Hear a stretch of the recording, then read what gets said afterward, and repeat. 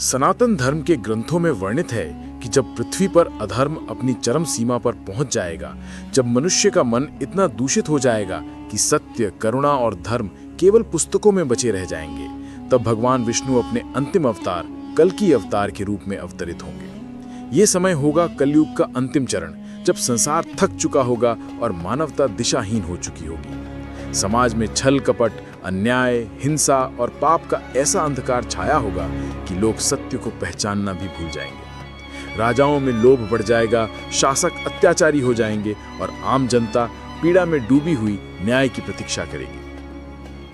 पुराणों में कहा गया है कि इसी काल में विष्णु भगवान शंभल नामक गांव में प्रकट होंगे। शंभल हिमालय के पाद में स्थित एक दिव्य ग्राम था, जहां कुछ श्रेष्ठ ब्राह्मण और तपस्वी अपने परिवारों के साथ रहते थे। ये लोग अंधकारमय समय में भी धर्म, सदाचार और सत्य की रक्षा कर रहे थे। उसी गांव में विष्णु यश नामक एक विद्वान और तपस्वी ब्राह्मण रहते थे। एक रात्रि जब आकाश शांत था और सितारे स्वर्ण रेखाओं की तरह चमक रहे थे, तभी उनके घर एक दिव्य प्रकाश उतरा। उसी प्रकाश से एक तेजस्वी बालक का जन्म हुआ। उसका रूप सूर्य के समान उज्ज्वल, मुख चंद्रमा जैसा शांत और नेत्रों में अनंत ब्रह्मांड की गहराई थी। उसी बालक का नाम रखा गया कल्कि।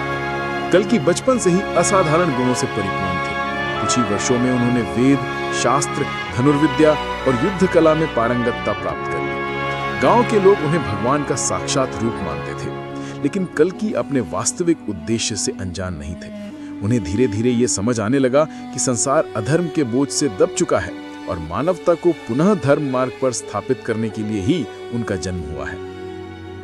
जैसे जैसे वे बड़े होते गए, संसार में पाप की आग और तेज हो रही थी। दुष्ट राजा जनता का शोषण कर रहे थे, दानवों की तरह क्रूर मनुष्य समाज का विनाश कर रहे थे और चारों ओर भय, भूख और अराजकता फैली हुई थी।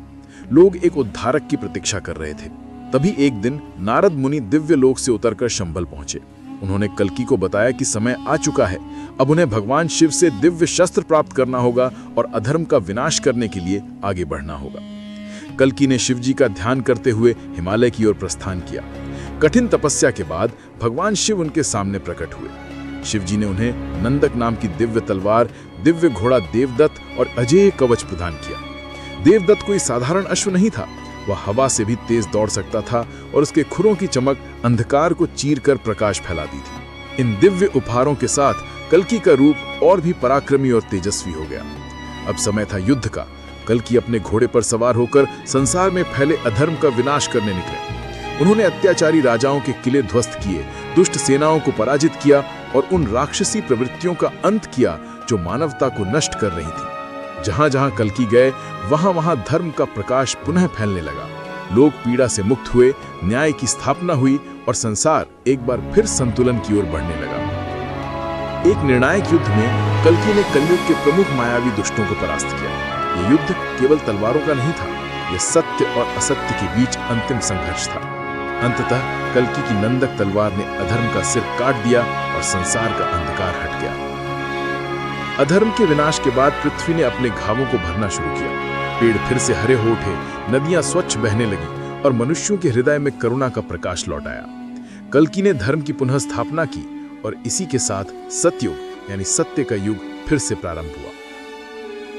अपना कार्य पूर्ण करने के बाद कल्कि अपने दिव्य लोक को लौट गए, परंतु उनके कार्य का प्रभाव सदियों तक पृथ्वी पर चमकता रहा। उनकी कहानी मानवता को यह संदेश देती है कि चाहे अधर्म कितना भी बढ़ जाए, सत्य की विजय अवश्य होती है।